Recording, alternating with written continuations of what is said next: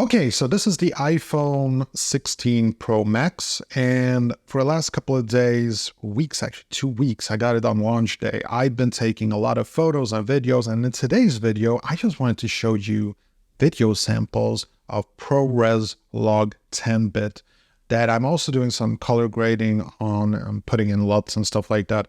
But I just wanted to show you the potential of it. So the point of this video is really just to show you and not talk so much. I just wanted to show you the image quality basically and put in some nice music in the background. But if you want to know what I think about the ProRes log 10-bit on the iPhone 16 Pro Max, I think it's amazing. I'm honestly amazed with the image quality that you can get out of a smartphone in 2024. Now, I will say that it's really not just about the 10-bit log. I do like that for the colors, absolutely.